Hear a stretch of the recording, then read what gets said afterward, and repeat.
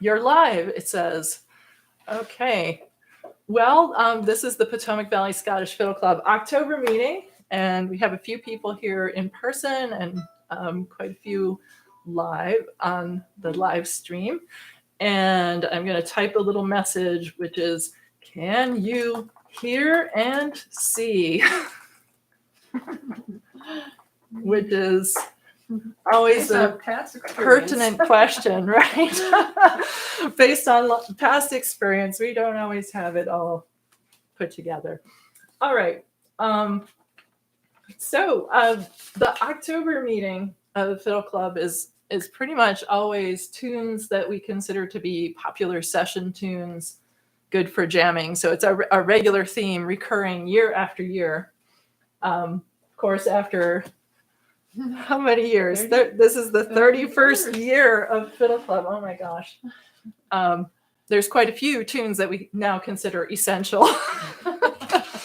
But sometimes I will put in tunes that we've already learned some other way, but I didn't apparently consider them essential at the time. This has to do with the fact that in year one, we had no idea how long Fiddle Club was going to go, and I packed year one with essential tunes, some of which I've said, oh, those really need to be in the October workshop time. So everybody in tune at this point? Okay. And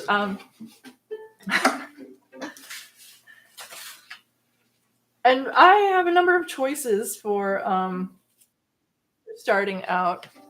Nobody has replied to the chat. I have no idea if they can see it here. If you're there and you can see in here, would you please write something in the chat so that we know? All right. So, I have some slow airs. I have. Elke, you are audible in the chat. Oh, very good. Thank you. At least somebody's checking. Oh, yeah. And Ken says all is working well. Thank you, Ken. Just put my phone to my ear and play the video. So. Yeah. Okay. So I have a hornpipe, some reels, a strathspey, some airs, some jigs, one march. And we could start with any of a number of things. Are you in the mind for something a little easier to learn by ear or challenging? And Adam, what we usually start with is strictly by ear, and then later on I move to sheet music. Are you comfortable? I'm good with whatever. Either way? Yeah. Okay. All right. So I'll start with the easiest. Okay. All right. So this is a tune by Wendy Stewart, who's a harper from Scotland. She's from the southwest part of Scotland. I've worked with her a little bit at the Ohio Scottish Art School in the past. She was not there this summer when I was there, but everyone was playing this tune of hers. And it's kind of a hint when you go to every jam session, this tune gets played. It's like, okay, I guess this is now a session tune we should pay attention to. So it's called Fires at Midnight, and I'll play it for you.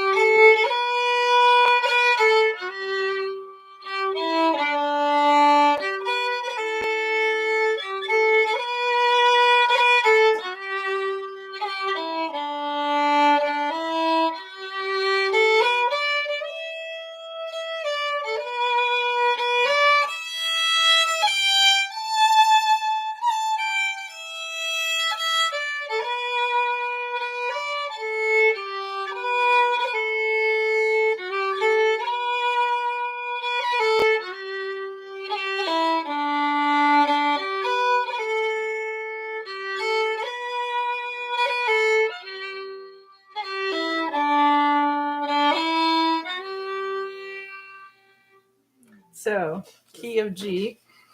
And I don't know, do you want to hear the story of why it's called Of what it course. is? It was written in 2001, and I don't know if you remember 2001. It seems like a long time ago now, but in the UK, they're having this big problem with foot and mouth disease with the livestock. And I remember this because I actually had a tour in England that year. And unlike previous times I'd gone to the UK where, you can use right-of-ways to go through farm fields and go hiking cross country that way, they were closed because they're like, don't come in here, don't spread foot and mouth disease. And there were many places where you had to go through a little like foot bath disinfectant to, they were taking it very seriously. So the fires at midnight were actually burning that carcasses that had to be culled because of the disease. So it's not that romantic of a title after all. And you can kind of hear it, even though this piece is beautiful, it's got this kind of angsty moment in it. All right, so let's not think too much about the animals and work on playing the tune. So it's in the key of G, and it actually starts with pickup notes G and A, right up the scale to B.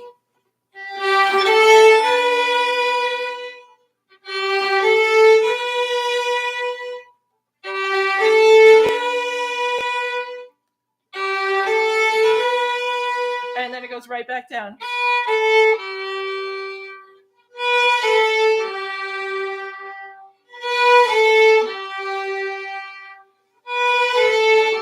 And continuing on, not a direct scale this time.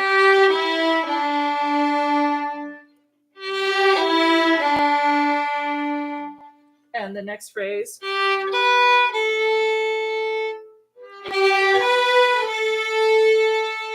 Okay, so we have a 4-bar phrase. Let's put it together.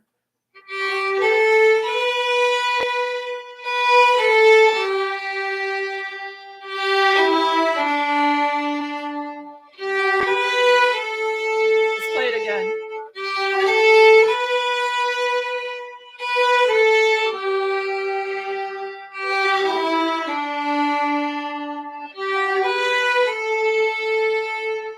That's the first 4 bars of this tune. The second 4 bars is almost the same. Starts the same way.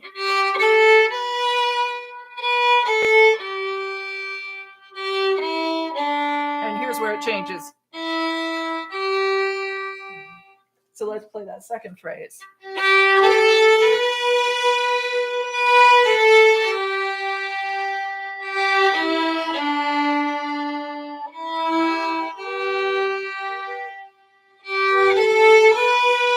This is still the second phrase.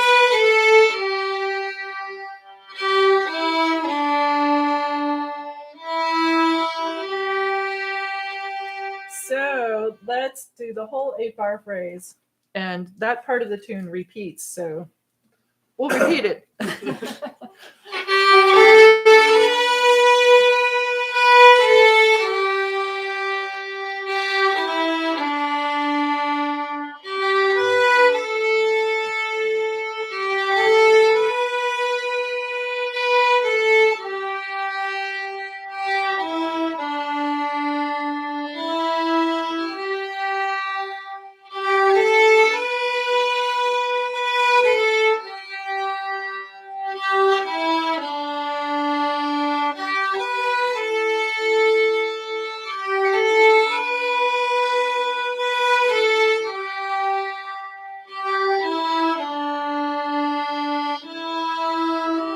One more time.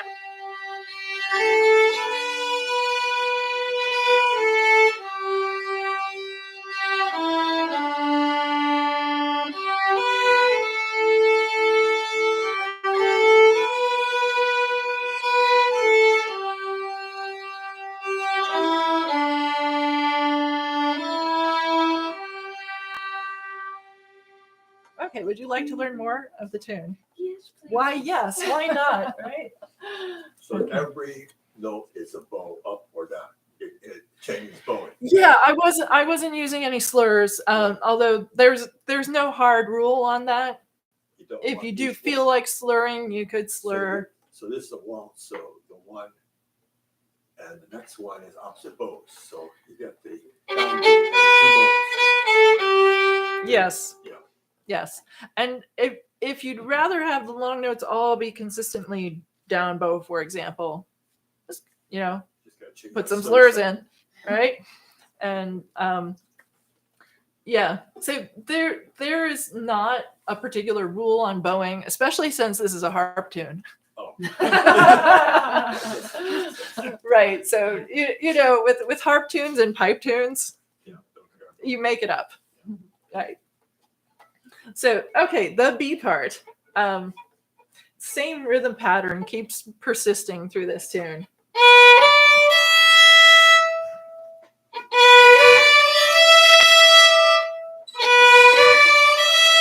Next little bit, same thing, reverse.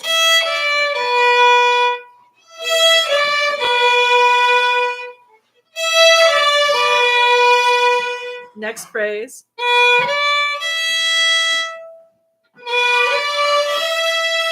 Next bit.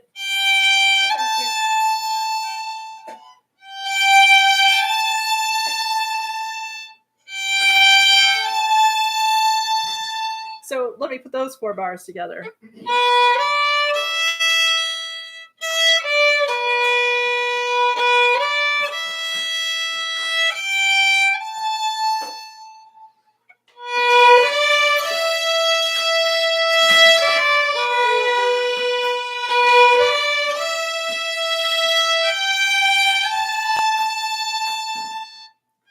How's that? Any questions so far? Are we good? Okay. Next phrase. We're here on this high A note. We're going to come down.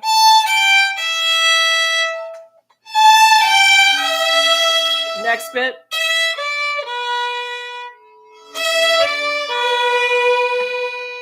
Ready for the next bit?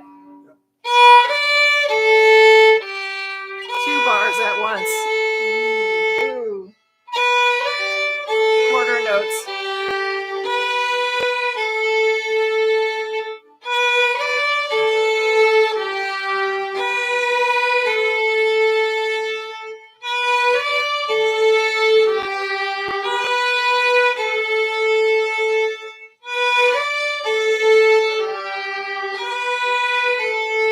So this is the second 4-bar phrase of the B part.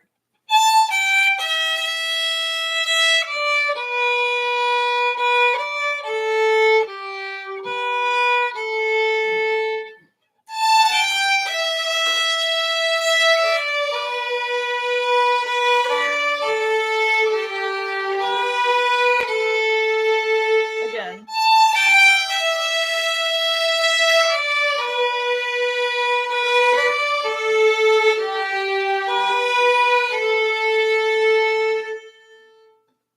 So far, so good. Let's do 8 bars of the B part. Remember how the B part started? Yep.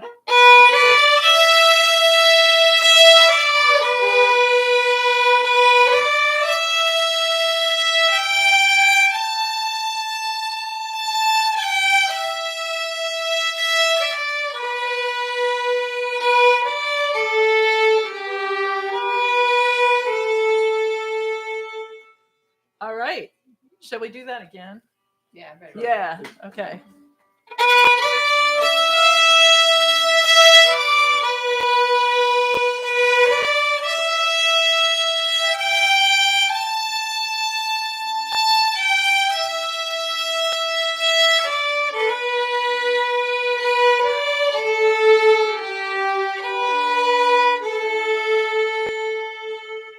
There's 8 more bars to go. You already know them because it's the A part. Oh. So the second half of the B part is a direct repeat of the A part. So let's go ahead and do the new B part 8-bar phrase, and then just tack on the A part, and that'll serve as a good review so that we're ready to put the whole thing together.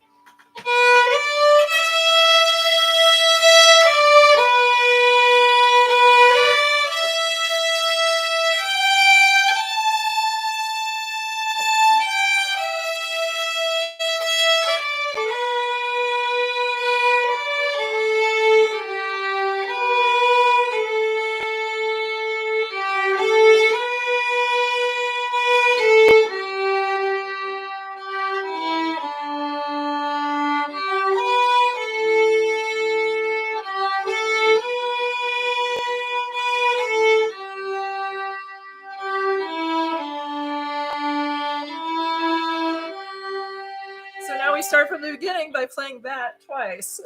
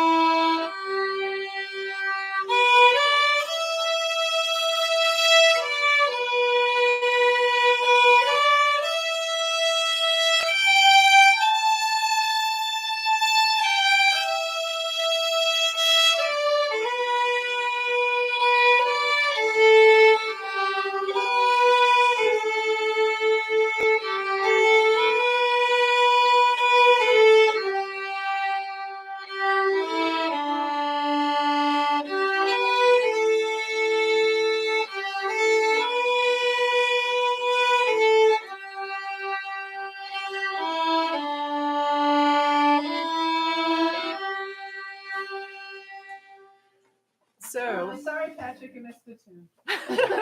no, we'll play it again. We'll play it again. We'll add some I kinda ornaments lost to it. coming over here. Yeah. Shepherd, Folly Quarter, Mhm. Gerald Mill. Oh. Yeah. Yeah. I know that way, but then I live here. I can see why it It would, wasn't the optimal way. yeah, I can see why it could be a little confusing. Okay, so you can put ornaments in.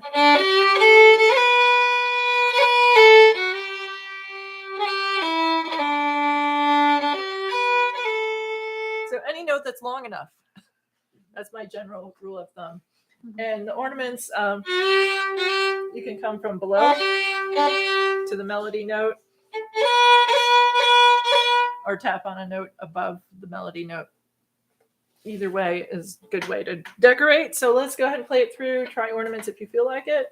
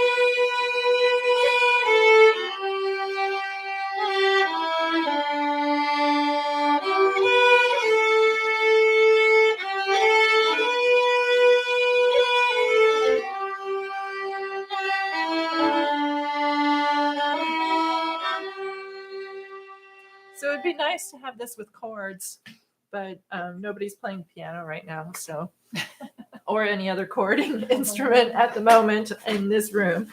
I don't know what you all are playing out there, but you could be playing anything. I'm speaking to these people now. Yeah, well, who's she looking at? Right. Who am I looking at? I'm actually looking at a reflection of myself, which is weird, you know? I had to get used to that during the pandemic. It's like, yeah, I can't play for Elke on the screen. But anyway, so that's Fires at Midnight by Wendy Stewart. And not too hard to learn by ear, right? No, that'd Ease be us good. into it. Good warm up. Okay, and not too hard to play on viola. Yep. I can't guarantee that for every other tune here. So. I'll figure it out. Yep. Yep. I can tell. You'll just deal with it as it comes. Okay, so we just had a slow tune. How about one that's not quite as slow? Yep. And I'll give you a choice. You can have a march, a strathspey, or a jig. Jig. Jig. Nobody said anything, so I'll just jump in. Or do you want to hear them? I do sometimes let you hear them. All right, maybe people might want to hear. All right, here is the jig. This jig is another one that I've heard at sessions. It's actually in, yes, I did bring this stuff with me. So there are these books, various series of books that are, supposed to be popular in Scotland, right? Mm-hmm. And some of these tunes are, in fact, popular anywhere Scottish tunes are played in sessions. Others, so there's quite a few in here that we play, for example. But there are a few where I say, really? Huh, never heard of it. This one, I have heard of it. I've heard it played. It's a number of people have recorded it. And then again, this summer, I went to some sessions and there were people playing it. And it's a John McCusker tune. Now we know another John McCusker tune that's quite popular at our own sessions, Frank's Reel. People remember Frank's Reel? If you don't, we'll play it tonight at the jam. Anyway, John McCusker, long time ago when he was quite young, played with I think it was Battlefield Band. Yeah. And he was their fiddler. And they have instrumentation with whistles and keyboards and pipes, and so he was their fiddler for a while. And then he moved on to other things. He did some much more experimental music, and but he has kept on playing traditional fiddle stuff as well. Recently saw a YouTube video that he'd made, within the last year or two. He's still an amazing fiddler. So this is called Simon Thumeyre's Jig. It's spelled Thoumire. I don't know Simon Thumeyre, but he's somebody who does. Simon Tumier. Tumier. And Okay. he runs the Foot Stompin' Free Scottish Music podcast, which I highly recommend. Okay. everyone subscribe to. So that's what it. I knew. I believe he's out of Open. I think he runs the music shop in Open. Yeah. He's an accordion player and composer. Has performed through Scotland. Is fairly well known within the Scottish circle. Okay, and it's Tumier. Tumier. So I knew he did something that organized and made Scottish music happen. Thank you for clarifying. And And I will send a link to the podcast. yeah, Pete will put a link to that podcast so that we can all find out more about his stuff. And that may in fact be the source of some of those videos I was watching. So this is a cool tune. It has a little chromatic thing and some little syncopated things. So just have a listen.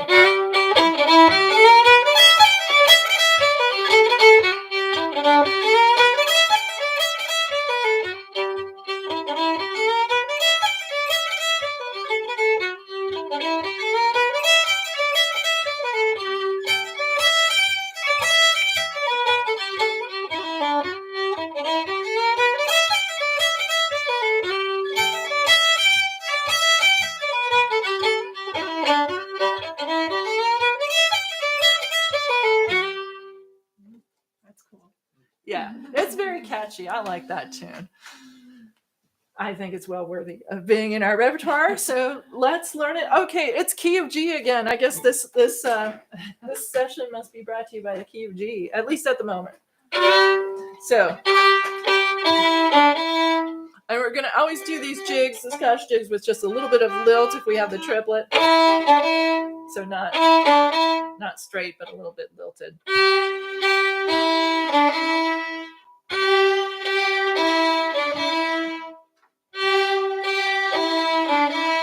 Okay, and here's our chromatic bit.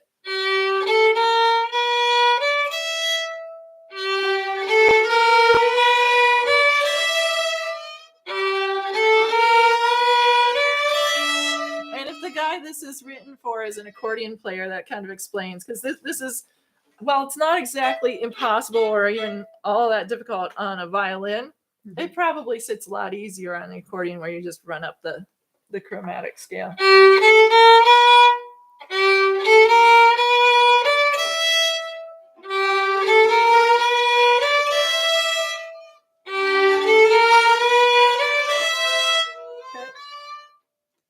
questions? Is it G too? It's G, right? It's in the key of G, and we start on that chromatic run on G, A, and then it's an A sharp, or you can consider it a B flat if that helps you think of the fingering better.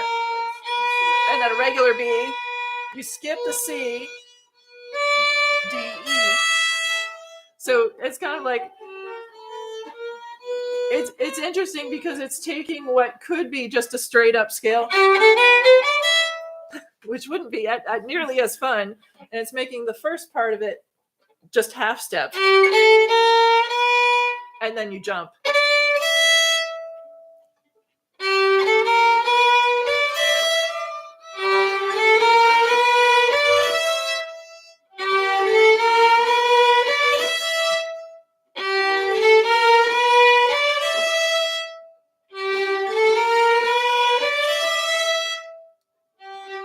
Okay, are you ready for the next bit now? Yeah? Yeah? Okay. Next bit is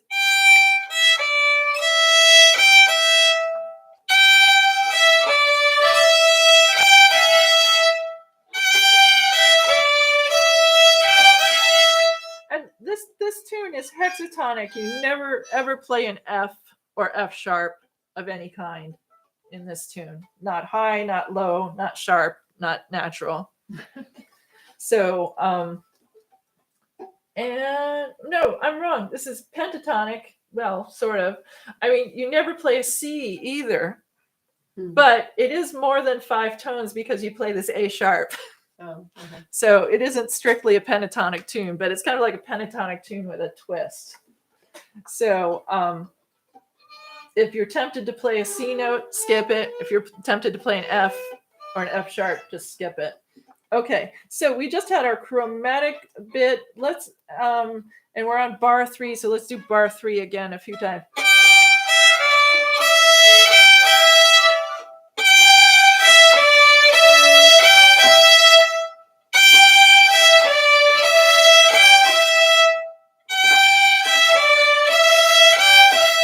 And the fourth bar of the phrase is G arpeggio. And then leaving you hanging.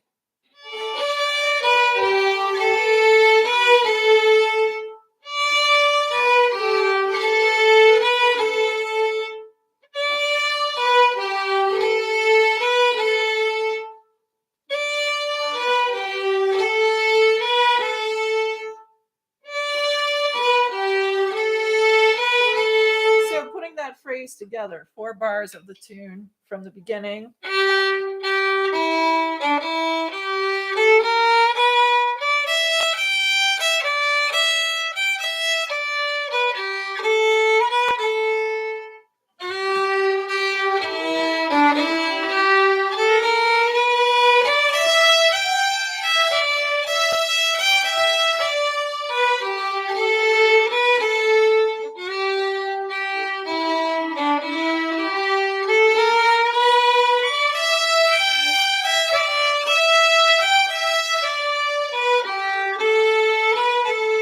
And again.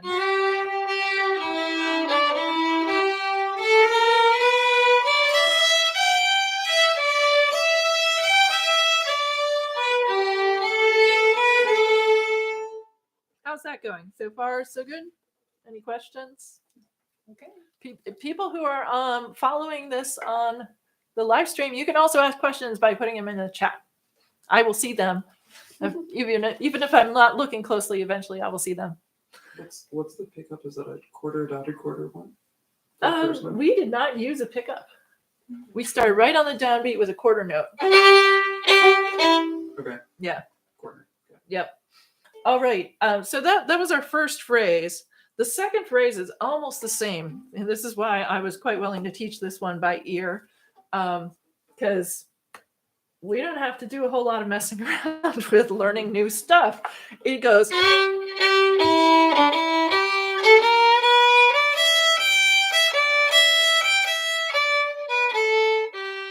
So it's only the last bar of the phrase that's any different. So let's learn that last bar.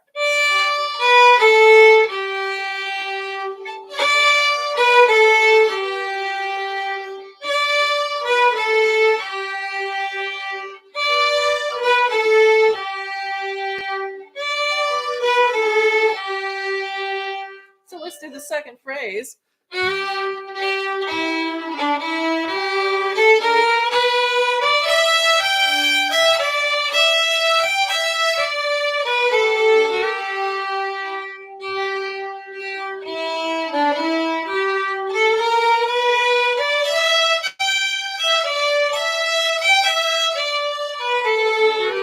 So from the beginning.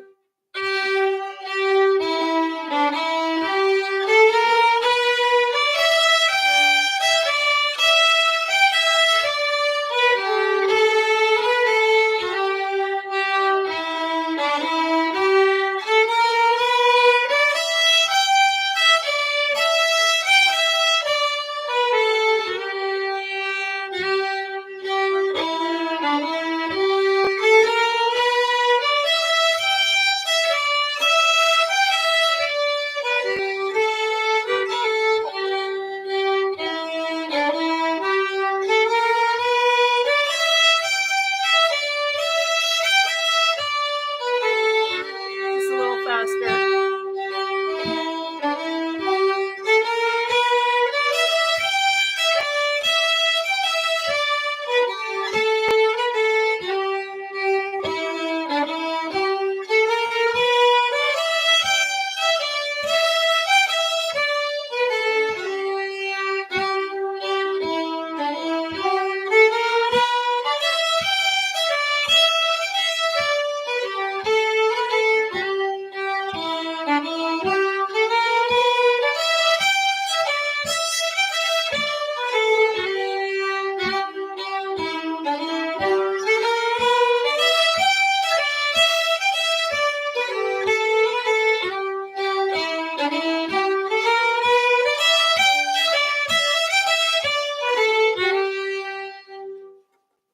Okay, so that's the first half of the tune.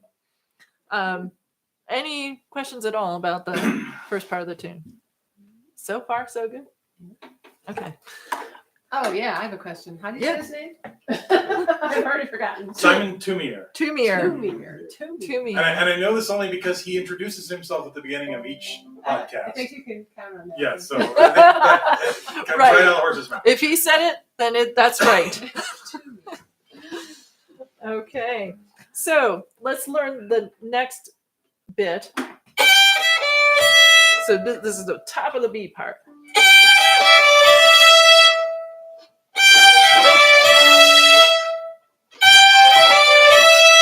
And the second bar is the same, except you anticipate the G. Oh, okay.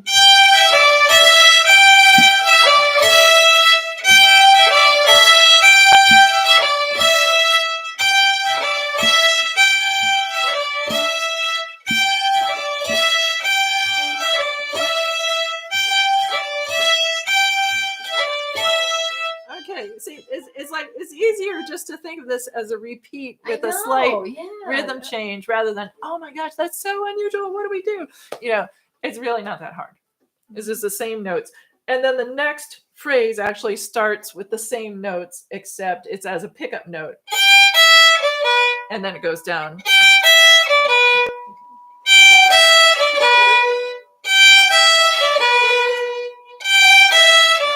Let me add to that.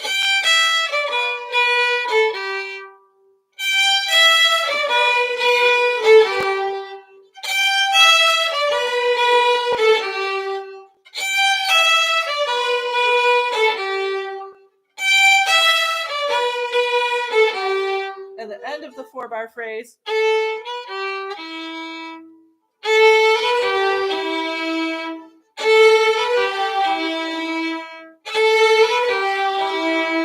So those last 2 bars.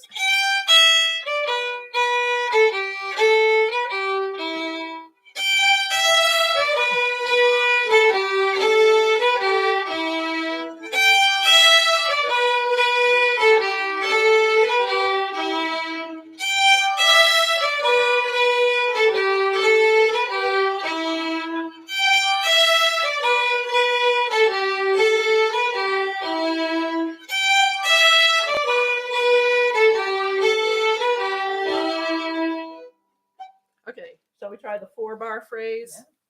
Okay.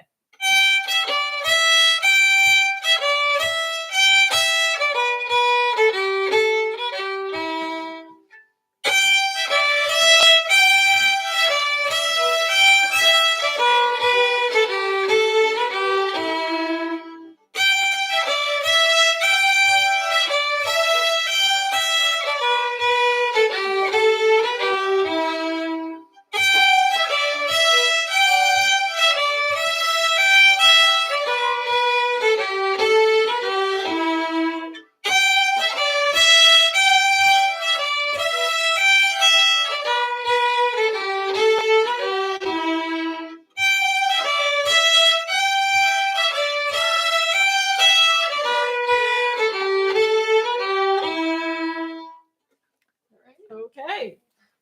Do you remember how it started? No. Now's a good time to review because the last 4 bars are the same as the last 4 bars of the A part.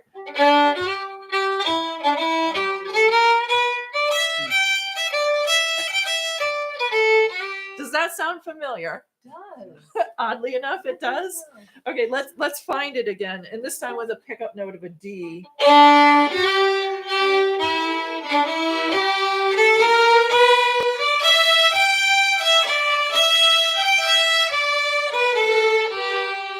Let's find it again.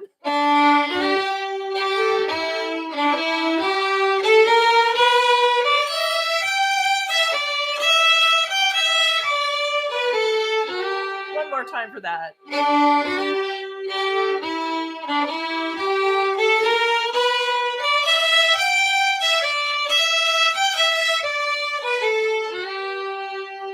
So let's hook it together with the beginning of the B part. So that is the.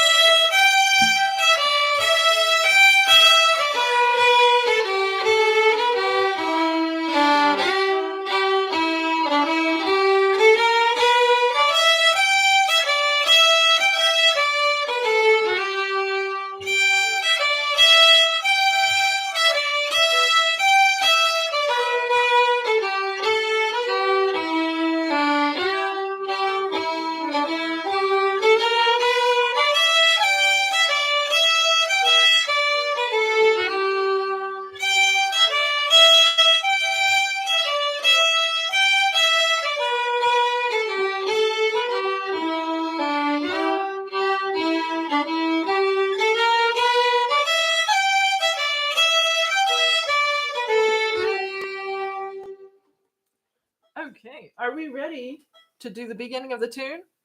Yeah. Remember, the beginning of the tune is like what we We just just played, did. except for the last bar of the 4th bar Right. of the phrase, which leaves you hanging, and everything else you just did. All right, let's try Simon Toomier's jig.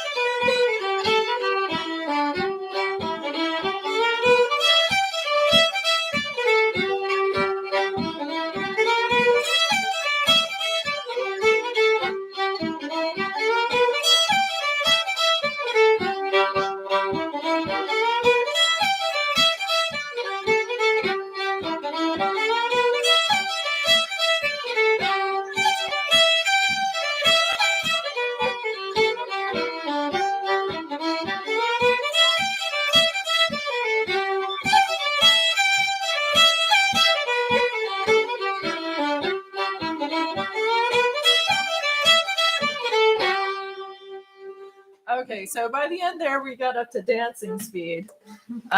Maybe not full tilt session speed, but fast enough. And you know, it's always a trick, right? You're learning a new tune. Can you play it faster? We keep ratcheting it up, and most people eventually fall off the wagon there. But don't worry about it. It's all trying to just push. Or just start, like the last round, like I was fine for a while and then all of a sudden, I completely lose that measure. Back in. That's right. So if you do fall off the train, jump back on the train when you can, and don't worry about it, because this is on purpose to push and see just how much can you get even when it's fast. Because a skill that you want to try to develop, if you don't have it yet, is learning tunes at speed at a session. If you're at a jam session at some pub in Scotland, they're not going to slow it down and play it phrase by phrase. They're just going to play the tune. And if you want to learn it, you just do your best. You jump in on it. You say, I can get that bit. And then you build off of it. And it is so handy having these things, because you just hit that little voice memo app or record app that you have on there and try to get the name of the tune, because then you can look it up later. You can find YouTube and sometimes written out sources online, and then compare it with what you heard at your session. And it's a good way to catch those new tunes. I made use of that very much this summer when I was hanging out with the harps and the pipes at the Ohio Scottish Art School. I just had the best sessions there. I'm just gonna give it a little plug, because here at Fiddle Club we have a lot of fiddles and just a few other instruments. And even though Fiddle Club is in our name, actually you're allowed to play any instrument you want here. Within reason. There are decibel limits. Yeah, there's some instruments that's less comfortable to play. But you can play any instrument. You can bring any instrument, and especially you can jam with just about any instrument. But I do focus more on fiddle tunes than anything else. But when I was at this summer session, the fiddles were actually like the small group. Can you believe that? A music camp for Scottish music where the fiddles don't overwhelm everything else, but they have a big section of pipes. A lot of the pipers only play Highland pipes, but there was a considerable number of them who are interested in small pipes, and they wanted to jam with fiddles. They thought that was the coolest, and so I grabbed a few tunes from them this time, and then the harps are the overwhelming big. Ohio Scottish Arts is like the one big Scottish harp camp that happens in North America. So people come from far and wide for that, and it is really good. So you're in a room with 35 harps, and guess what? When the session happens, you're gonna play some harp tunes. So it was really fun having mixed sessions where you're trying to find things that harps, pipes, and fiddles can all play and enjoy. And there actually was a lot of common ground. So a lot of my session tunes this time are chosen from that common ground, just to try to bring some of the pipe and harp stuff to us, since we do look at the fiddle stuff quite often. Okay, are you up for one more by ear, or Yeah. Okay. We had that really easy one at the beginning. Yeah, Fires at Midnight was almost free. Not quite. Honestly, but it is a slow air, and it does not have a lot of strange notes in it, and it moves very regularly. I can't say the same is true for this. However, this is a tune that is pretty popular amongst pipers, because it uses a lot of repeated segments. This is both positive in that you only learn limited numbers of figures, but it can be confusing because it's like, oh wait, where are we now? So let me play the tune for you. It's O'er the Bows to Ballindollach. So Ballindollach is a place where we've had some a strathspey before that was I'm pretty sure we had this one many years ago, Miss McPherson Grant of Ballindock. So Ballindock is a place. Or the bows, it seems to imply that they're going there in a boat. But that's just what I'm getting out of the name. Nobody actually gave me the history of this tune. So let me play it for you.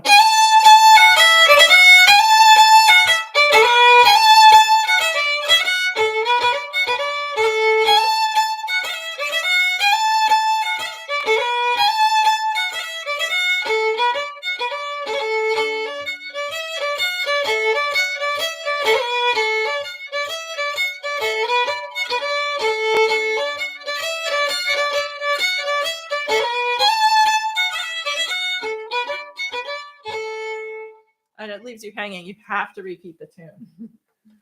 Or you can go play another tune. I mean, it's one of those tunes that does not give you the option to just stop. These tunes are useful. Okay, so let's learn our first figure. Strathspey. General rule of thumb for bowing is if you have a quarter note, single bow. If you have dotted eighth notes and 16th notes, it's a single bow per note, unless it's following that quarter note where you slur the pair that comes after.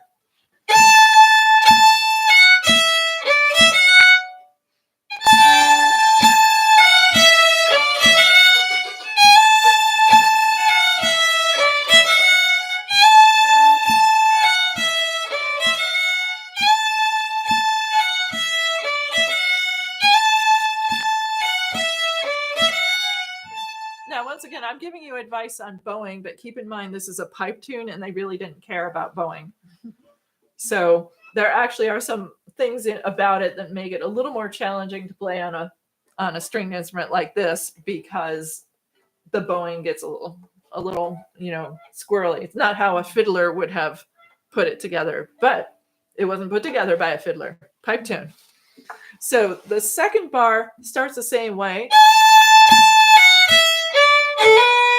but it ends with that quarter note B instead.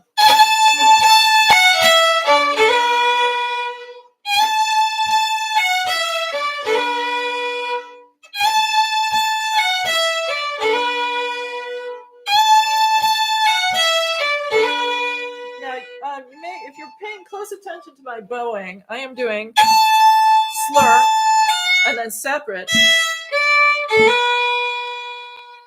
Now, why am I doing that? It's because it gives more definition. That sounds better than just this,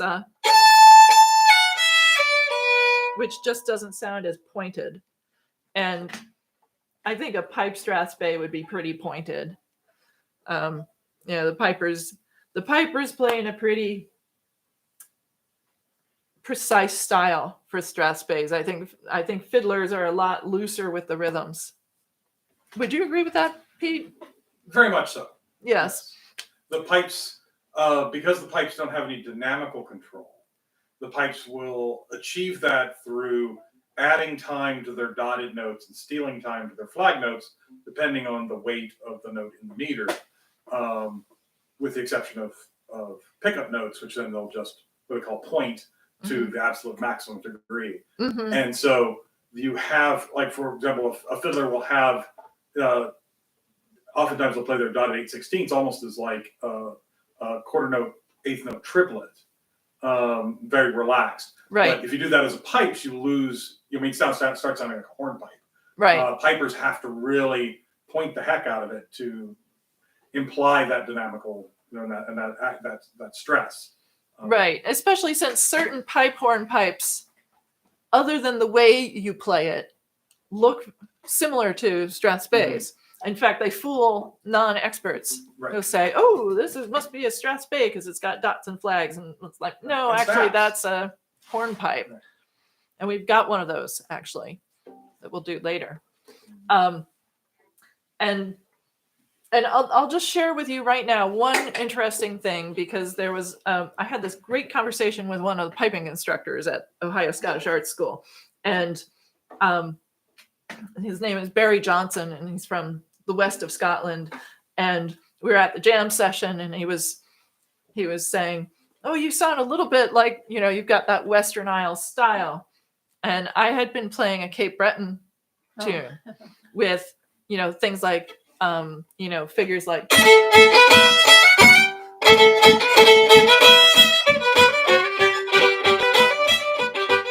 So the more I had dotted figures in my reel, the more he said, "That's it, that's the thing." And so the more Cape Breton I sounded, according to him, the more Western Isles I sounded. And I thought, oh, this is interesting. Because it just shows you what part of Scotland did the settlers in Cape Breton come from. It's the West Highlands, Western Isles. And so they definitely had this Western Scotland style, which, if you're coming from the outside, it's like, okay, it's all Scottish fiddling. And then as soon as you're inside, you're like, oh, there's this region, that region, the other region, and there are differences. So getting back to how to play our pipe style strathspey, pointier is going to be better. Although we're not playing it on pipes now, we're playing it on our own instruments, and you're allowed to smooth out the dotted figures a little bit if you want. Just recognize that a piper is probably going to play it in a crisper way. All right, we only got 2 bars into it. So let's recall these 2 bars.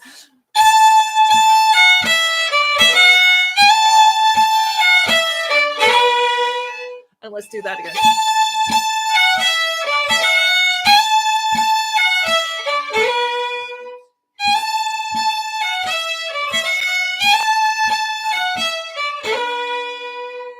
Okay, so far, coming back.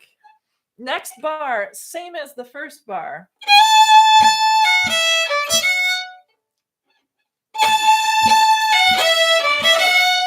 And the last bar. So that's.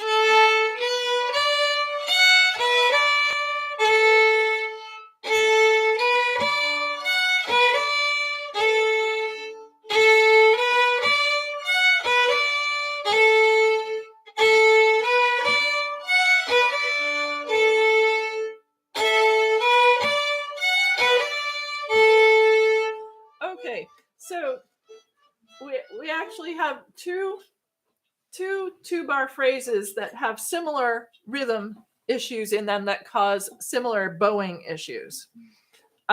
We finished that first phrase, the 2 bars.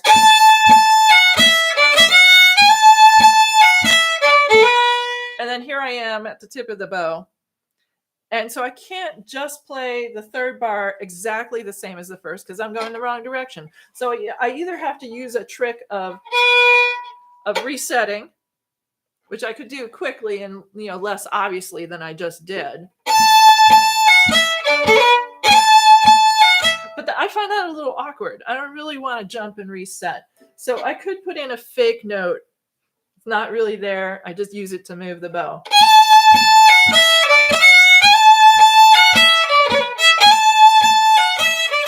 And it's whatever small note that isn't really noticeable that gets me from here to there. That's one way to do it. Or you can do it a more proper way, which is just rearrange your bowing.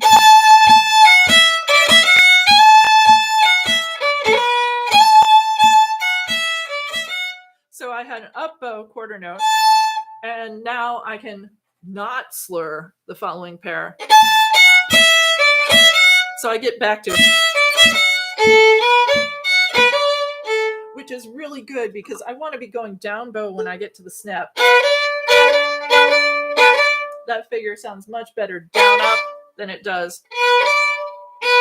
It's just the weight of the bow doesn't play into the rhythm very well. So you want it down up for the snap rhythm. The good news about getting used to doing it that way is that you can apply it throughout this tune. There are many places where you're going to end the bar on a quarter note, and then next time you're either going to slur or unslur in order to keep on track with the mostly down up with the beat. Okay, so our last 2 bars were.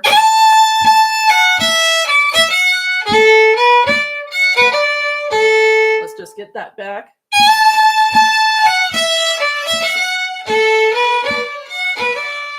One more time with that.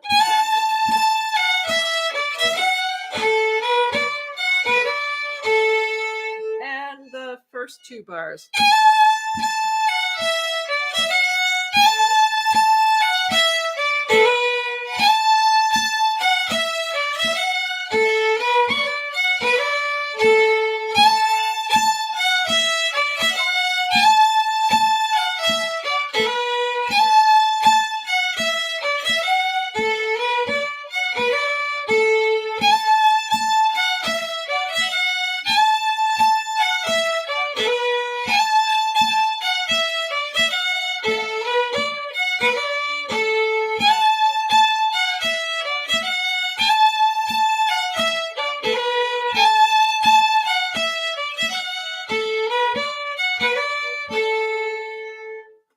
Any questions with our A part?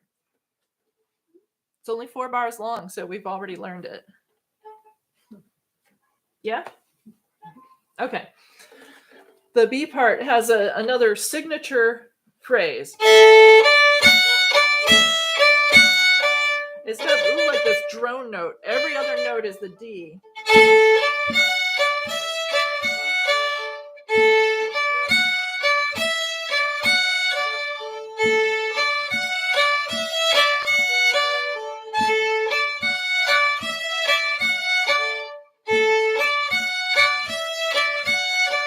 So you can choose to emphasize whichever line you want. You can, sort of make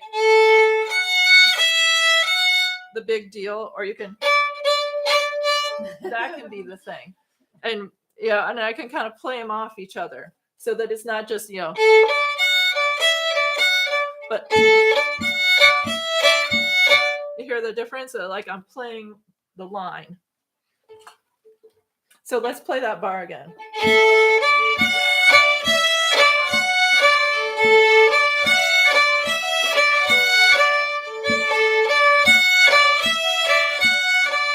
Okay, second bar.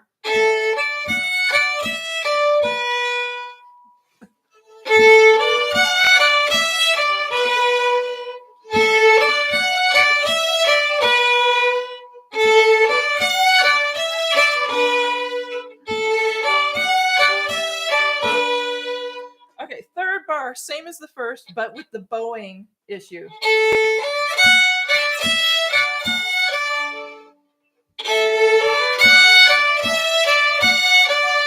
And the fourth bar of the phrase.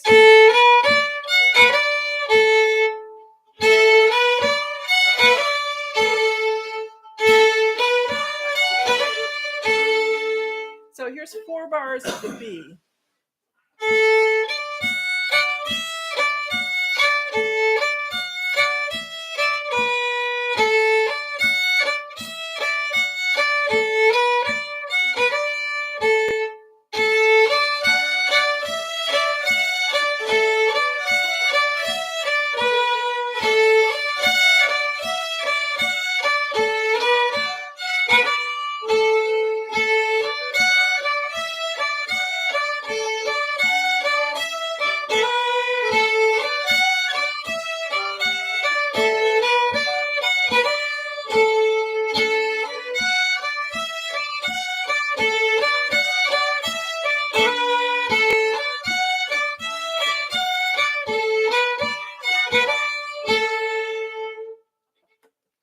Okay, that's 4 bars of the B. Are we so far so good with this tune?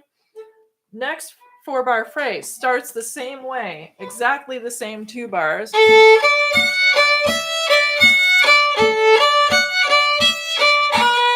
And then we take the last 2 bars of the A part.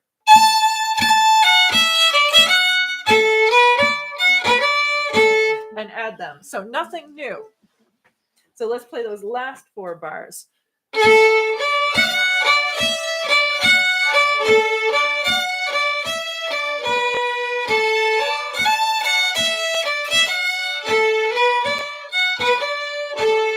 I didn't cue you properly because I almost autopiloted to the wrong part of the tune.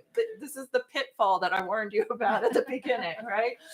Okay, last 4 bars. Elke, last 4 bars. Okay.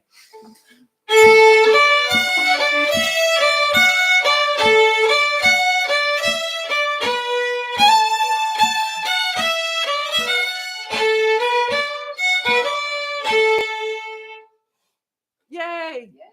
Okay. Again? Same bit? Or do you want to do the entire B part? Let's do this last 4 bars. Last 4 bars. Last 4 bars. Okay.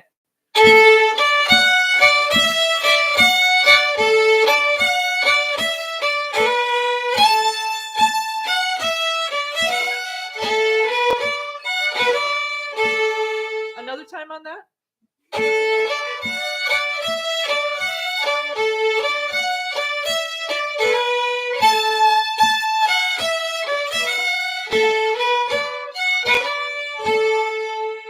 how about the whole B part this time?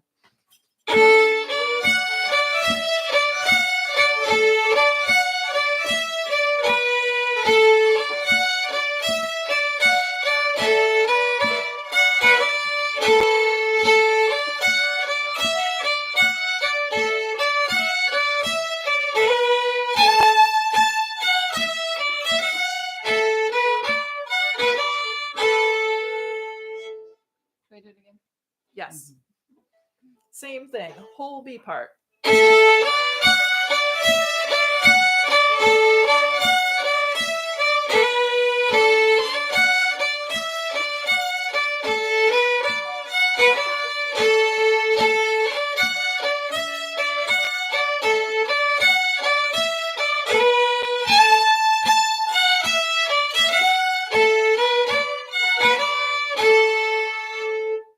Yeah? Okay. How about the whole tune? How did it start? Hi. It started with you remember when we did the last 2 bars?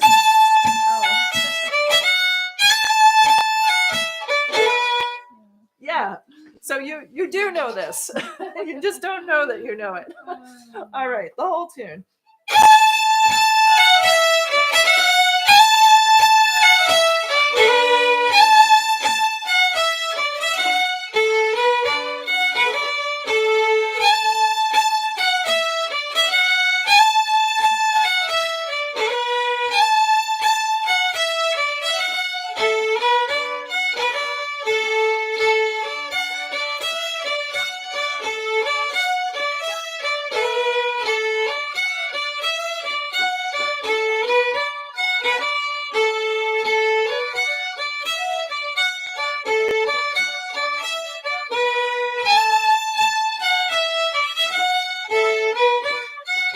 From the beginning.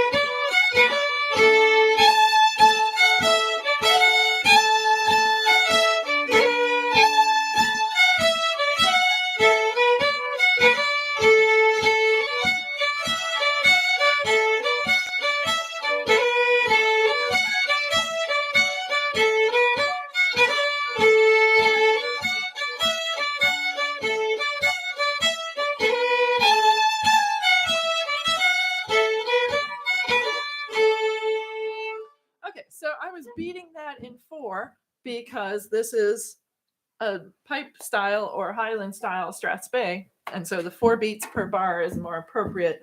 A lot of Strathspeys are beat with 2 slow beats. You could play this tune that way, but since I got it from a piping source, I'm sticking with the 4 beat. In the piping world, they'll distinguish those as Strathspey, real Strathspeys versus fling Strathspeys. Mm-hmm. The 2-2 Which versus is the 4-4. The dancing when you're playing for dancers playing the fling. That's the 4-4 Strathspey. Yeah, you're definitely doing the 4 beats Yeah. because they hop on every beat. Right. Oh, Whereas okay. the Strathspey real, they will, it's how they would describe what we would call a cut time Strathspey. Okay. Country dance. Right? Country dance, right? The 2 beats per bar, which is, you can also, of course, do it on pipes. And the Highland dancers, when they're doing the dance called Strathspey and Reel, But typically you'll have the strathspeys with the longer phrases yeah, if you're doing it that way. right, rather than these sort of concise, these are definitely 2-bar, 2-bar units here that this tune is built out of. And a lot of these are also very easily played at faster tempos, which is good for dancers because actually the Highland Fling is hardest to do if you play it slow. Only really, really amazing dancers can dance the Highland Fling slow because it's all about elevation. They can't get high enough if they're not really strong jumper. So your more basic Highland Fling dancer is going to want a brisker tempo. It seems counterintuitive because you'd think only the really good dancers can dance fast, but actually it's the really good dancers can dance slow. If you've ever seen people doing certain types of dance forms, you begin to understand that actually dancing slow is one of the hardest things to do because it's all about superb balance and control, which only a few people have. They have to be really strong. Okay, how about if we go on to some other music? Are you ready for more by ear? Silence. Okay, so I usually know 3 is about the limit, so let's hand around some sheet music. And just so you know, there's nothing in alto clef. That's fine. I think you can handle that, right? I'm not actually a violist. So Okay. What are you Does doing with a anybody- viola then? I do not own a violin. I'm a cellist. Cellist. You All should right. bring a cello. You can Oh my bring a gosh, cello, bring too. the cello next time. Yeah, I we actually don't have don't need anybody music. doing accompanying parts today, but actually that's pretty. I already. Oh, you already printed have it it. out. Okay. 31. Yeah, it's book 31. And if you got the music and downloaded it, or if you're looking at it now, you can see it's a little squirrelier than my usual. So I'll just do the brief explanation, which is that it's kind of like my time since August has been a series of unfortunate events. Starting with when I went to Cape Breton and we couldn't get internet for like about 3 weeks. They finally came and fixed the line like 2 days before we left. Wow. So then I got that RSV virus, or that's what we presume because it wasn't COVID in any way. Knocked me flat. And I'm just coming out of that. And then a tree just outside got struck by lightning, and it only messed up a few things in our house. One of them was my computer, which got fried. Yep. So I have been gradually, like get a new computer, start to acquire the software, check out the old computer, see if anything can be rescued off of it, check out the backup systems, see what we have. So I'm still in the process of that. And one thing that I do not have up and running yet is my music layout software, which was only on the desktop because the desktop is the only place that I had really configured to do graphic design. Doing graphic design on a laptop is tedious and annoying. And on an iPad, it's like even worse. So I didn't have this software loaded anywhere except my desktop. So that's not yet up and running. By next month, I'll have it up and running, and I'll also redo these pages.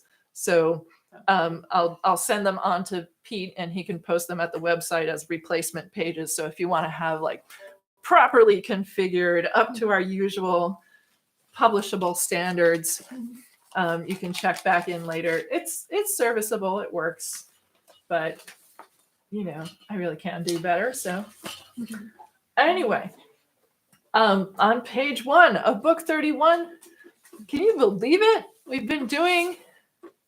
Oh, so I Fiddle think we club? got people who can use a stand here. Oh yeah, who needs here's a spare music stand. Basil, do you want one too? Yeah, I mean, nice. How about if you guys share? Here you Bigger go. than that. Patrick, do you want one? Yeah. I've got another one. Here. We have some handed Yeah. around this Yeah, stand. don't even feel bad about that. You know how I got all those music stands? Oh, People came over for Fiddle Club and left them over the years. Oh no. Yeah. So these are truly the Fiddle Club stands, and so Fiddle Club Do you people want- should you want use your own, them. Patrick? Yeah. No, okay. Okay. Well, Adam, do you want your? If So Patrick doesn't want to bother Setting unfolding one it, up. but if you want your own, you I, can have I mean, it doesn't really matter. Do you mind sharing? Or, okay, great. Okay. All right. So, Castle Dangerous. what a name. Well, you know, Pete might know this better than I do. This is either from World War I or II era. I do not. We play this in Alexandria. It gets played all the time. the top. But I do not know it. I know that I know the history of the tune it's paired with, but it's often paired with Green Hills of Tyrol, which, as I understand, comes from Rossini's William Tell. Yeah, and it's also the Green Hills of Tyrol is another pipe retreat march, and it was super well known in the 19th century as the Spanish dance, and it's a pattern dance that was one of the most popular Victorian era dances, pan-European. It was not just in the UK. So that tune got around, and it got renamed Green Hills of Tyrol, I think, because some words were put to it, basically saying, these green hills aren't like the Highland Hills. They're not the hills of home.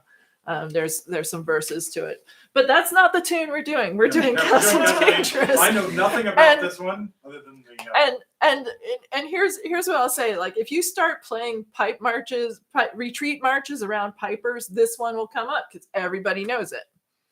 Everybody plays it. Every pipe band has it in its repertoire. Now, Pete just said he doesn't actually know it, especially I know the tune. I don't know that history. the history of it. Right. Okay. So has played it many times because it gets played all the time. So let me play it for you.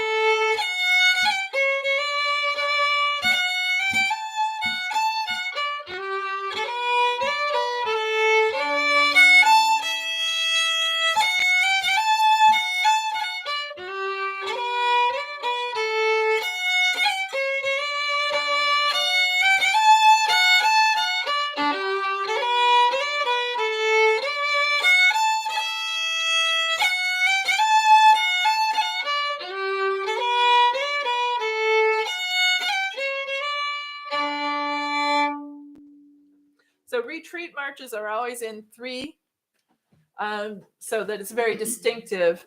If the pipes were actually being used to convey, signals in action, you would definitely want something that was quite obvious retreat as opposed to something else.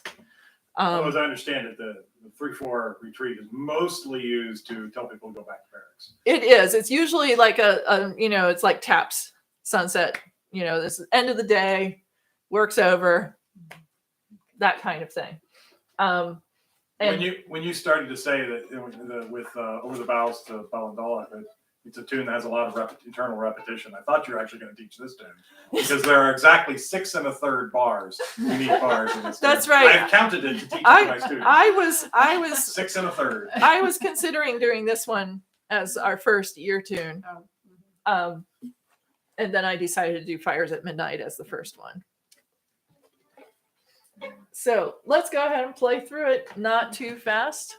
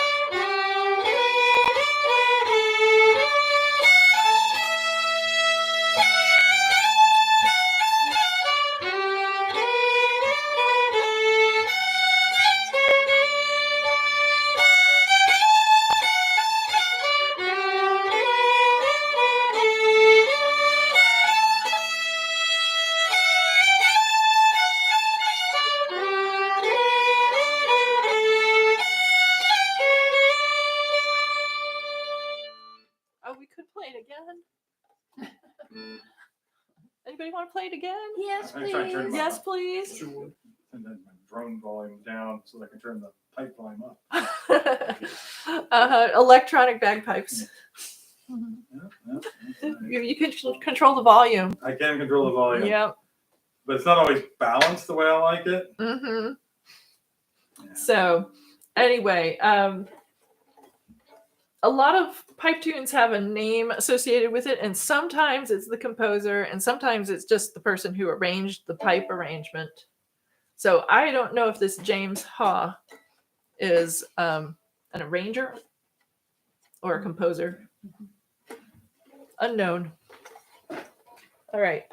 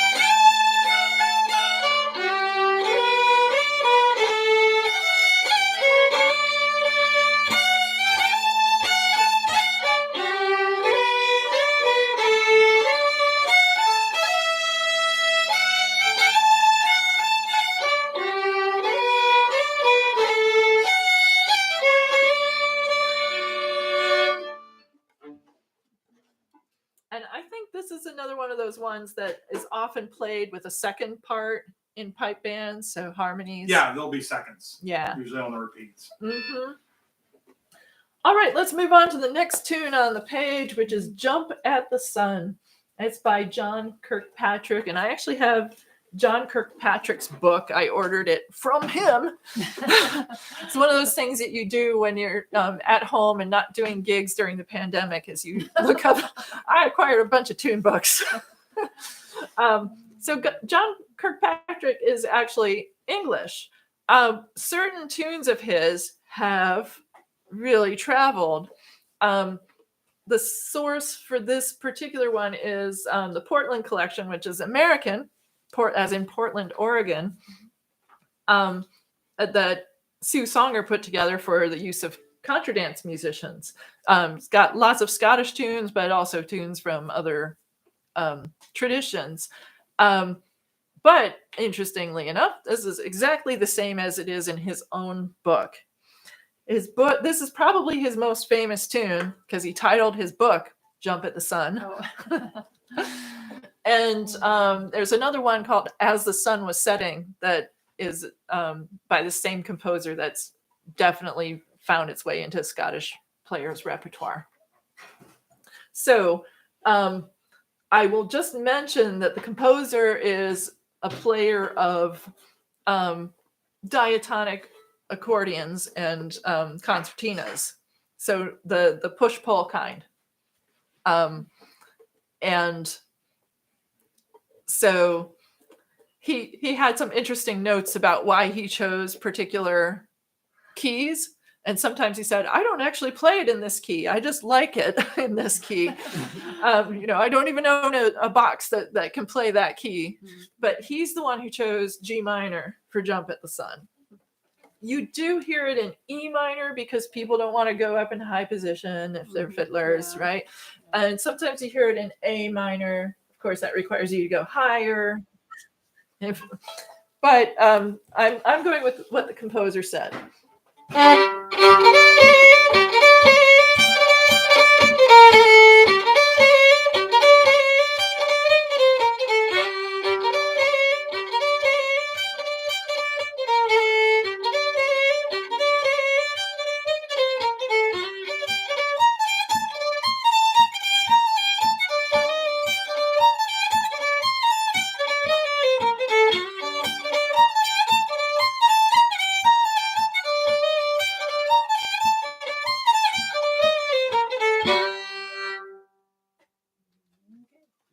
And if you don't want to play all that stuff that high up, you're welcome to play it an octave lower. That It sounds sounds like pretty cool that way. Yeah. Right. The And viola guy is oh yeah, it would rock. definitely be good. Yeah. Yeah, you play 2 octaves lower. Also, I included this in October in particular because It's very spooky. it's everybody. Especially if you play it low. Everybody plays this. If they're doing a Halloween dance or something, they're gonna play "Jump at the Sun." Um, so let's go ahead and play it slower for starters.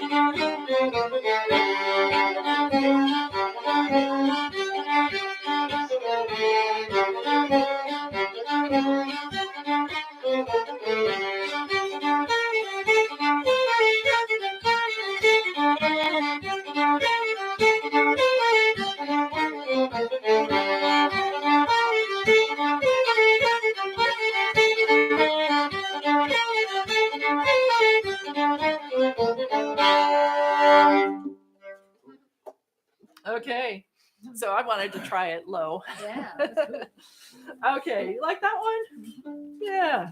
Sometime I'll put in his other big hit as the sun was setting. That's a really nice piece.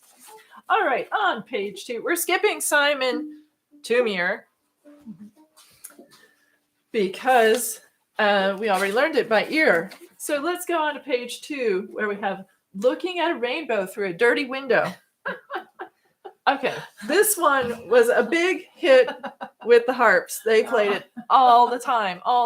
And we have Kristen from Cleveland, who is online, Oh, who was at the Ohio Scottish Art School okay. and loves to play with harps.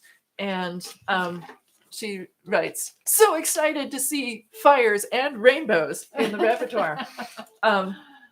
So that's really cool. Okay, this tune was not written by a harp player. It was written by a whistle player, Callum Stewart. And I watched a YouTube video of him playing, and he plays it really fast. The harp players like to play it slower. I actually like their way better. It sounds more, I don't know, it just feels right. Maybe it's because I heard it on the harps first. Yeah. But I'll play it for you. So it's kind of an elaborate name, looking at a rainbow through a dirty window. The tune is really nice, and the chords are nice with it. So I wish we had somebody playing the keyboard here, but.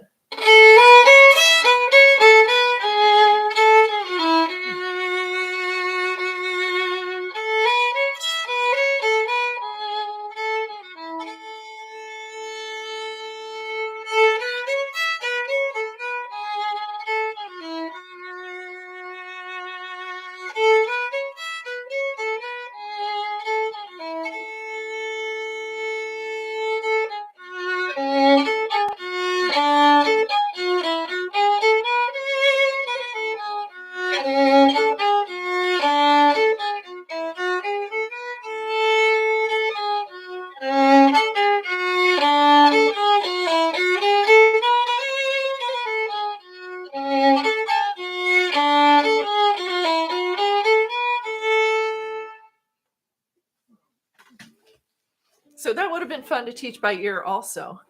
There are actually quite a few of these tunes would have been great to teach by ear.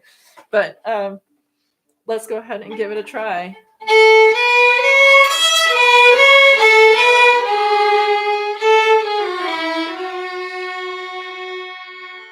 It's really long note.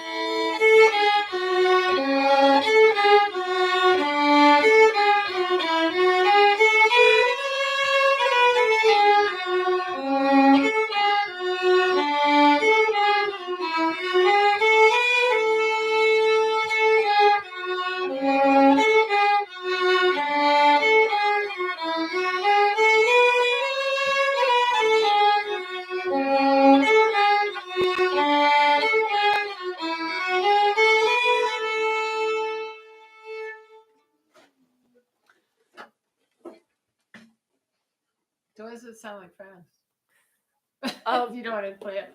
What's that? Oh, you want? Fast. I could play it fast. I've got it. I've got a little tab here on my iPad. So Kristen from Ohio says one of the versions on the session has it in the key of G. This is very much a whistle player's key. Oh. Although if you have a different whistle, you're going to easily play it in A, same fingerings. And she says her monthly session prefers that key, but she likes it better in A. The harps, frankly, just flip their levers and there they are in the key of A. So they didn't have any problem with the key of A. And here is the composer. Oh, I got to turn the volume up. Let's try to make him bigger.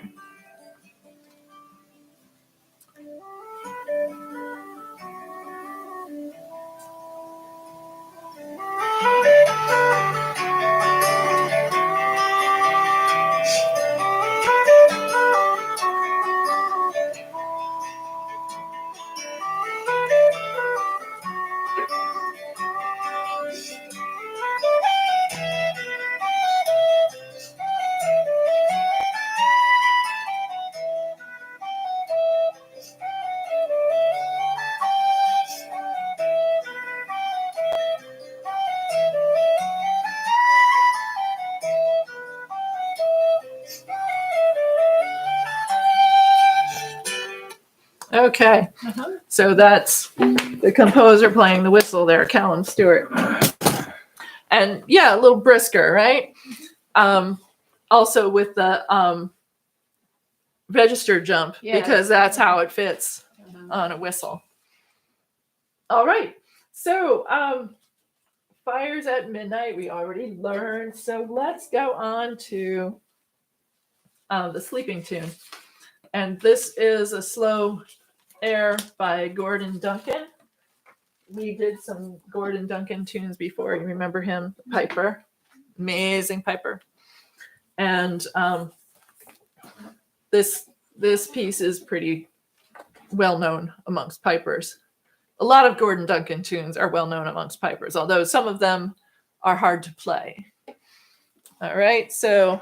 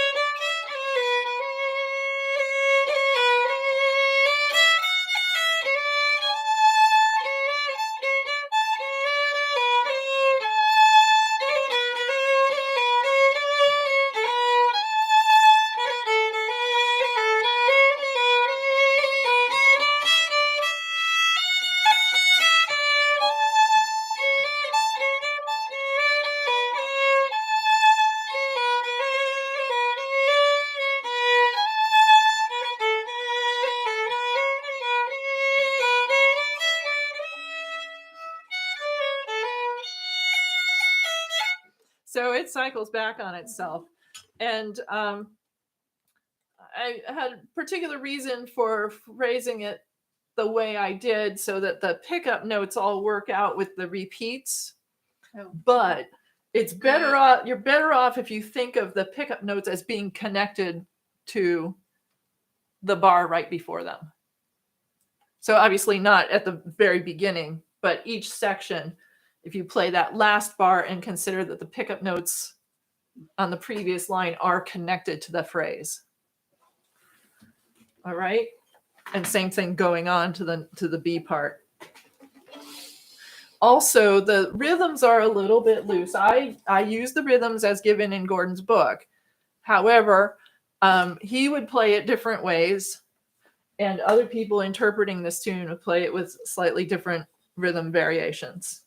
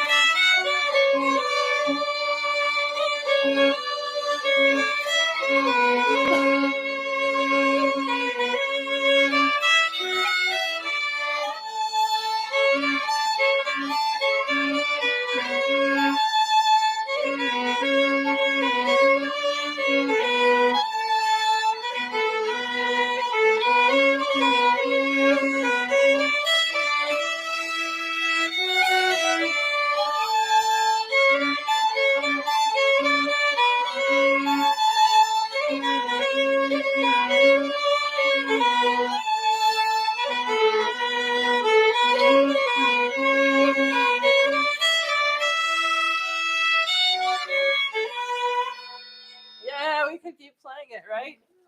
Yeah. So also I have been told that this sometimes gets played in other keys, but this is pretty obvious that this is the key that it would be played on pipes, and that was Gordon's instrument. So I'm not gonna mess with that.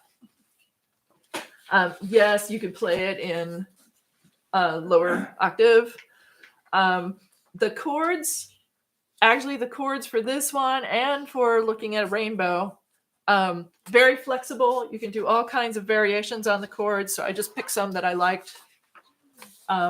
Relatively simple. You want to get more elaborate, that's allowed. Would those F sharps be F sharp minors? F sharp major, Interesting. definitely major. Yep.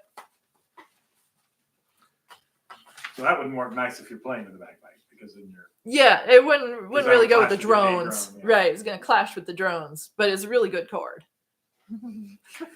I wasn't doubting the chord itself. The chord is okay in my book. Right, right. Yes, but it would be a questionable choice with bagpipes. Mhm. Especially if the drones are going, but on the other hand, the drones are already clashing with the B minor. Right. Which is true for a lot of these pipe tunes that are in either B minor or E minor. The drones are clashing. But that's a whole tone Half the clash. time. If you're Yeah. with the F major, Yeah, that F would sharp, be that'd a particularly semitone clash, particularly nasty clash. Yeah. But we just won't go there, right? Right. Just yeah, we'll just avoid it. All right. On page 3, we have 2 classic Scott Skinner tunes. So J. Scott Skinner, late 19th century showman, fiddler extraordinaire, the Strathspey King. Who called him the Strathspey King? J. Scott Skinner called himself the Strathspey King. Marketing, right? He got it all figured out. But he used to play in big music halls and do a really, amazing show. He was also really an excellent fiddler. He played a lot of his own compositions because they really showcased what he could do. A lot of his reels are formulaic, so they're almost predictable. If you get it started, you're like, oh, it's going to go like that. If you know enough Scott Skinner tunes, they all, especially reels in A, they all start to run together, which is why I don't put more than a couple of them in any given year of Fiddle Club. But throughout the years, we've had many of Scott Skinner's hot, showpiece reels. And so Davy Work is one of them. I'll just mention one more thing about Scott Skinner. If you took the whole repertoire of compositions by J. Scott Skinner and analyzed them by key, probably about 50% of them would be in the key of A, and about another 30 would be in the key of D, and then the remaining 20% would be every other key. He really loved those keys because, if he's playing a soloist in a big music hall, those are the keys that are going to really jump out and hit the audience with no amplification. So they're his best showpieces. All right. He did write pieces in E flat and stuff like that too. But and within the range of the keys he wrote in the keys of A and D, he wrote an awful lot of either pipeable or almost pipeable tunes. Right, and some of Skinner's pieces have been adopted completely into pipe repertoire. So you'll find them in pipe books, but not this Not one. this one. Davy Work.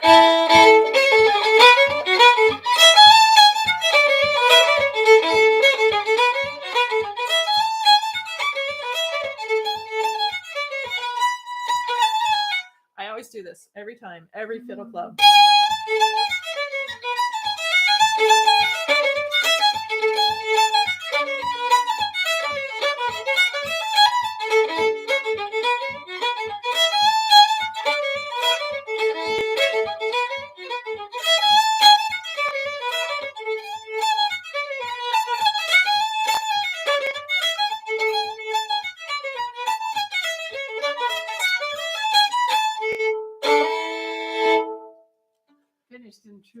If I finish with this great grand chord, nobody will notice that I screwed up other parts of it, right? So let's go ahead and try Davy work. Yeah, not in the best range for the viola. I'll do what I can. Yep. Have fun with it. I can't do the octave transposition thing. That's so hard for me. So I'm gonna play it at pitch. We'll work on that. We'll work Yeah. on that because someday you'll be able to do that and it'll be great.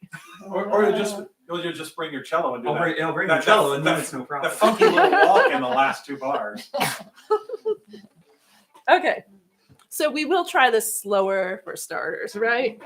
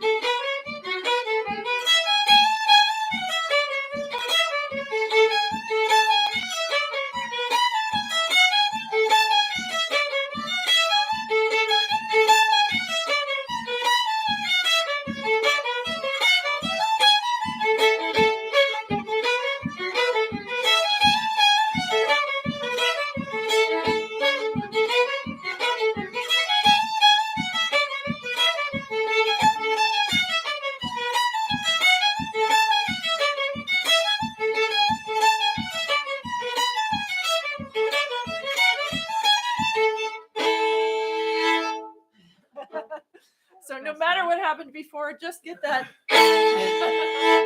and you'll sound great. Okay, so we've got another Skinner showpiece tune, the 10-pound fiddle.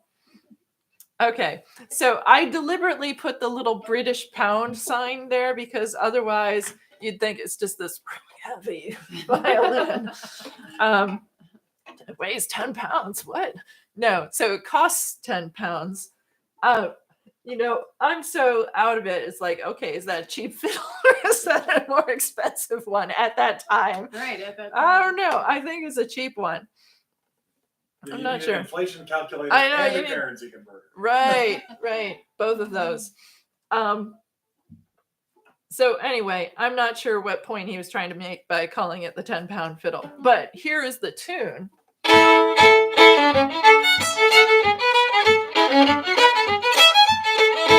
You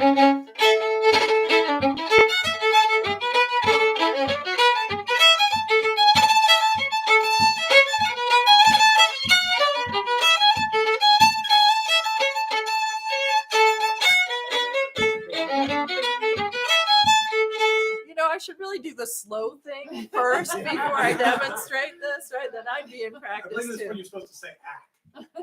I know. I've been trying to train myself not to say act because I used to say that at every Fiddle Club workshop. At some point, I would do the act thing, and You decided you didn't want to preserve for all posterity on YouTube.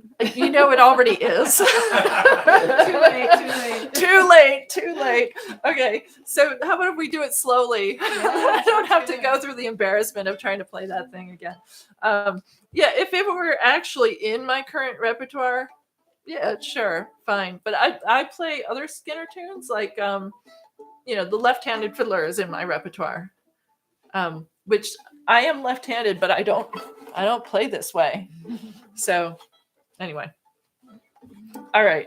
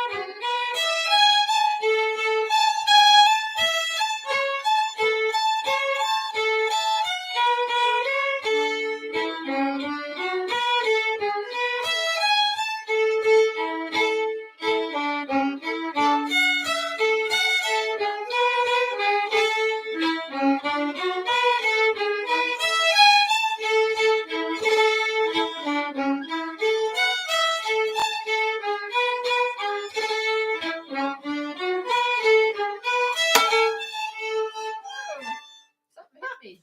Yeah, my E string just broke and it flew off and it hit Becky. Yeah, here Well, it is, isn't that right here. interesting? You Hey, know, now you get to play the games for everyone. I think not. I think not. I'm All gonna- you had to do is say act, and the gods would have been satisfied. you know, this is one of those just my luck things because this is not my regular fiddle and this is not my regular bow. They're all in the shop. In fact, my number 1 and number 2 bows are both getting rehaired, and my fiddle had developed some open seams. And I knew things were going wrong a month ago at the Virginia Scottish Games, and I knew that my bows desperately needed rehairing, but I got sick, and then my computer blew up from lightning. So like it's like taking them into the shop kind of had to take a backseat to getting ready for the big gigs which were coming up. So I did Scottish Weekend with my bows, running ragged, and it was during Scottish Weekend that I noticed that there was an open seam. And it only showed up if I was playing amplified and if I was playing low B flat. But boy, did that resonance really cause the fuzz to happen. And then I only had 2 days between Scottish Weekend and a trip to Seattle. So then I went to Seattle, and then I noticed the same thing with the low B flat. And so I got back from Seattle earlier this week and took everything into the shop. And I have spares. I have a number 3 bow. That's what I'm playing with. It kind of needs rehairing too, but not as badly as the others. But my violin's in the shop. So let me go get another violin you and want to a take mine? spare string. So pardon me for a moment. Y'all can play the tune. Okay, let's play All right, Becky, why don't you lead it? Let's play it. Okay. Okay, that's- About that same Slow. tempo. Yeah, slow.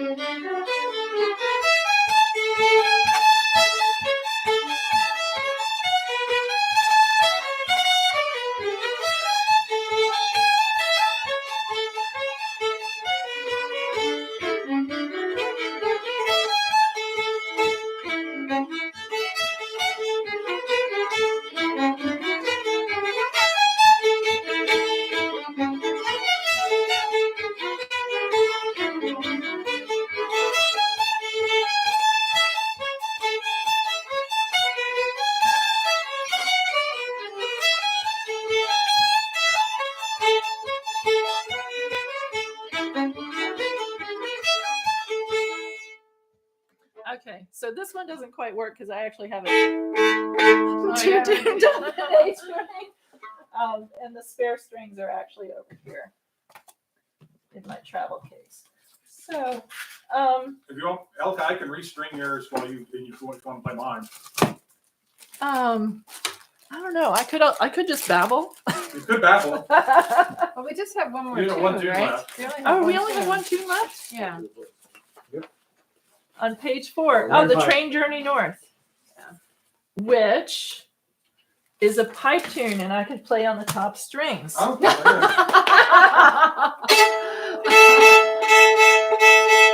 Now, interestingly enough, this is not actually a pipe tune. It's by Tom Anderson, the Shetland fiddler. But it was enthusiastically adopted into pipe repertoire. And while I don't hear this one being played quite as often now, in its day, it definitely had people playing it all over the place. In fact, I knew some people who deliberately went to the train tracks, and when the Montrealer train, which is from New York to Montreal, went by, they played this tune. So let me play it for you. Okay, so this is a hornpipe, and it's a hornpipe in the piper's sense of the word. We're used to these hornpipes where it's, with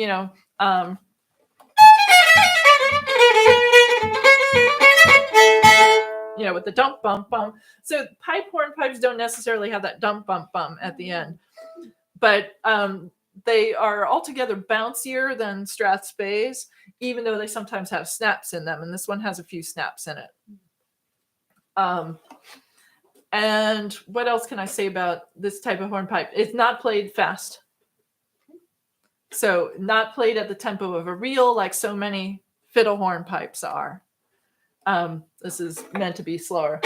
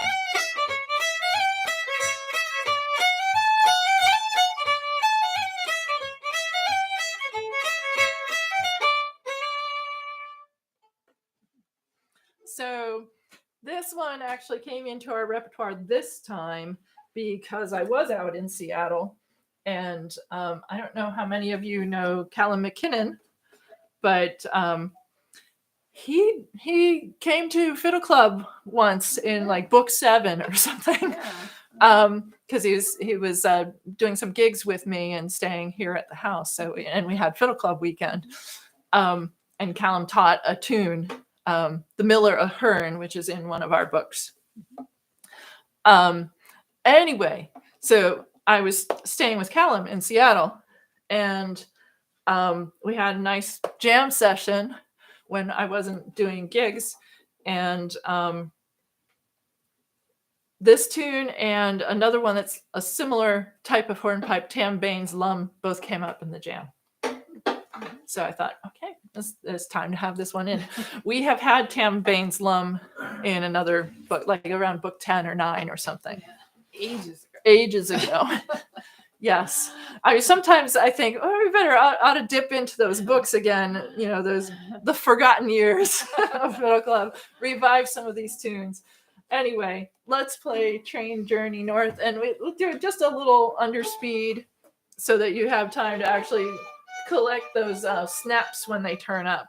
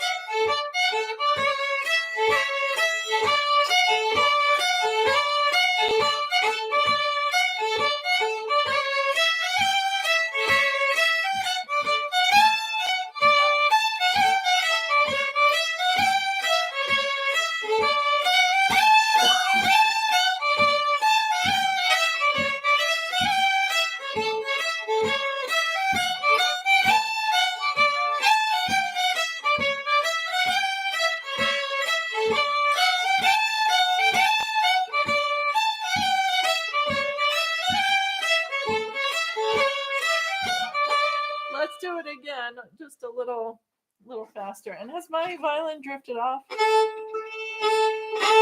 don't know if I'm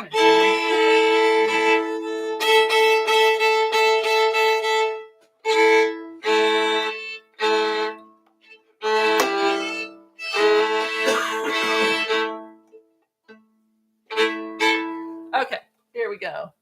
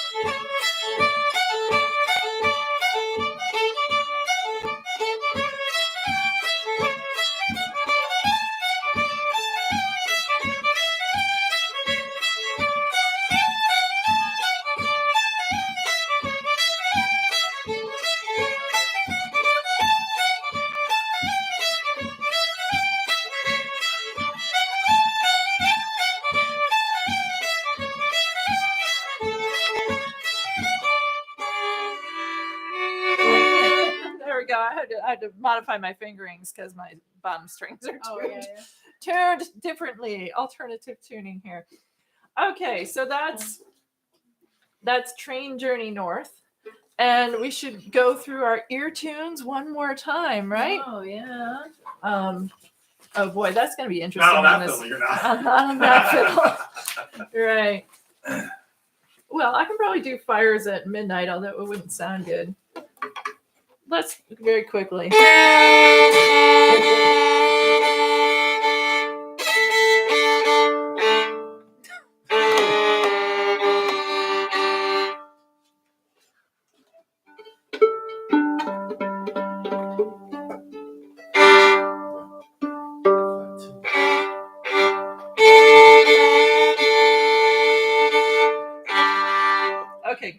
for now.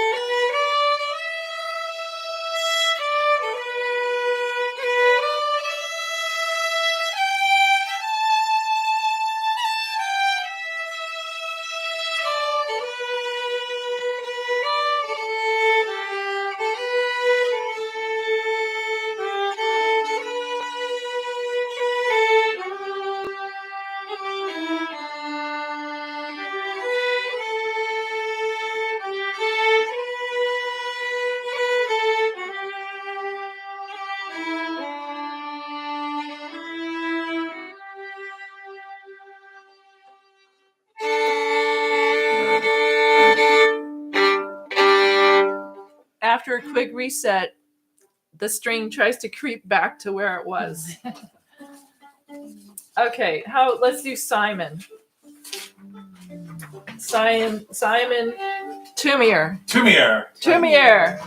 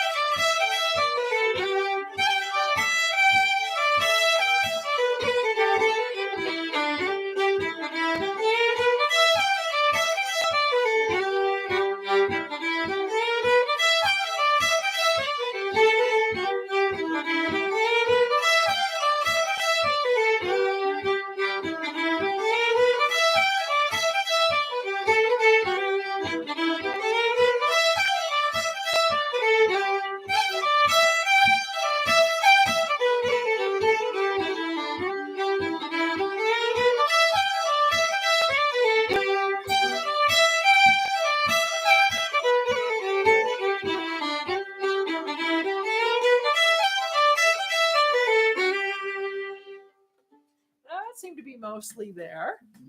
Okay, let's do O'er the Bows to Ballindollach.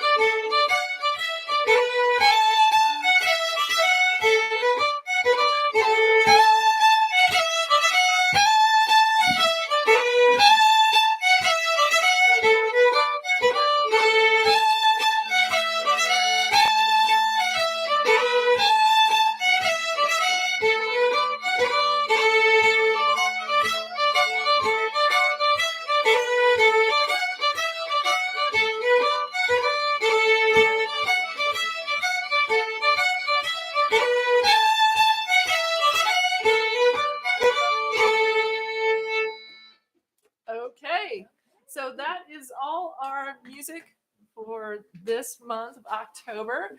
And for those of you online, thank you for joining us in the live stream and for giving us our comments. Yeah, we have 6 people still on. We had 7 for most of the time following along, and some of them have identified themselves, and I'm really glad to see them.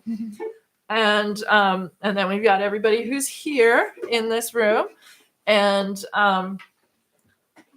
I'll sign off with the live stream. See you next month. It's going to be the second Sunday and in November. That's you know we're not. And I've forgotten Not what the sending out date music is or- exactly, but just look on your calendar. I will. This is informational. And we'll see you then with another workshop. Take See what care. shows up. Here, Becky, you want to sign? Pass it around. Get everybody's name.